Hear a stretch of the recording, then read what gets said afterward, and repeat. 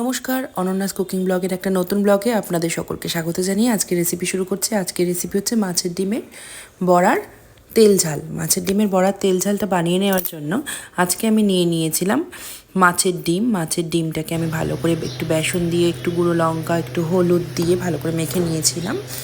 আর কাঁচা লঙ্কা দিয়ে দিয়েছিলাম, পেঁয়াজ দিয়ে দিয়েছিলাম, আর তারপরে নিয়েছিলাম পেঁয়াজ কুচো নিয়েছিলাম এখানে। আর এখানে নিয়েছিলাম একটুখানি 1 ইঞ্চি মতন আদা, রসুন, 2-4 কোয়া পেঁয়াজ বাটা আর কাঁচা লঙ্কা বাটা, ঠিক আছে। আর নিয়েছিলাম 2-4টে কাঁচা লঙ্কা আর টমেটো।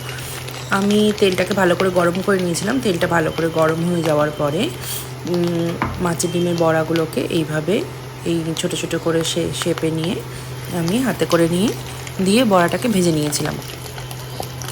বড়াটাকে ভালো করে এপিট ওপিট করে লাল লাল করে ভেজে নিতে হবে, তাহলে এটা বড়াটা খেতেও ভালো লাগবে, মুচমুচেও থাকবে, মাছের ডিমের স্বাদটাও পরিপূর্ণ থাকবে। তো এবারে বড়াগুলো ভেজে নেওয়ার পরে আমি ওই তেলের মধ্যে একটু ফোড়ন করে নিয়েছিলাম, গোটা জিরে দিয়ে দিয়েছিলাম। গোটা জিরে দিয়ে ভালো করে একটা চেরা কাঁচা লঙ্কা দিয়ে দিয়েছিলাম। চেরা কাঁচা লঙ্কা দিয়ে জিরে দিয়ে ভালো করে ফোড়নটা হওয়া অবধি অপেক্ষা করলাম। ফোড়নটা যেই হয়ে গেল তারপর আমি পেঁয়াজ কুচোটা দিয়ে দিয়েছিলাম। পেঁয়াজ কুচোটা দিয়ে ভালো করে নেড়ে চেড়ে নিয়ে তারপরে আমি একটুখানি নুন দিয়ে দিয়েছিলাম। নুন দিলে পেঁয়াজটা তাড়াতাড়ি নরম হয়ে যায়, সেই জন্য আমি একটু নুন দিয়ে দিয়েছিলাম।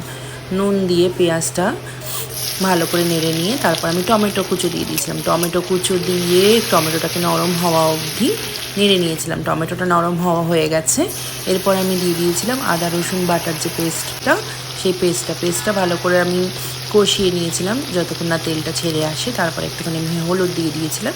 একটুখানি হলুদ দিয়ে ওটাকে ভালো করে নেড়ে চেড়ে নিয়েছিলাম। এরপরে আমি এক একে সমস্ত মশলাগুলো দিয়ে দিয়েছিলাম, নুন দিয়ে দিয়েছিলাম, তারপরে গুঁড়ো লঙ্কা, কাশ্মীরি লঙ্কা দিয়ে দিয়েছিলাম, দিয়ে ভালো করে কষিয়ে নিয়েছিলাম। আর বলে রাখি, মাছের ডিম অনেকেই পছন্দ করে না, আঁশটানি গন্ধ ছাড়ে, সেই জন্য, কিন্তু এইভাবে রান্না করলে কোনো গন্ধই ছাড়ে না। লাস্টে একটু যদি গরম মশলা দিয়ে দেওয়া হয় ভালোই লাগে। এটা ডালনাও করা যায়, আলু দিয়েও খাওয়া যায়, এমনিও খাওয়া যায়। দেখতে দেখতে আমার কষানোটা প্রায় হয়েই এসছে, আর ঢাকা চাপা দিয়ে ভালো করে আমি কষিয়ে নিয়েছিলাম। আর আমার বরের যেহেতু মাছের ডিম খেতে খুব ভালো লাগে, আমার বিশেষ খুব একটা পছন্দ না, তবু আমি করে নিয়েছিলাম। আর 9 মাসে 6 মাসে করলে অসুবিধা নেই, খেতে ভালোই লাগে। সো আরেকটু বৃষ্টি বাদল হলে ডিমটা নিলে ভালোই হয়। কাতলা মাছের ডিম হলে তো খুবই সুন্দর হবে।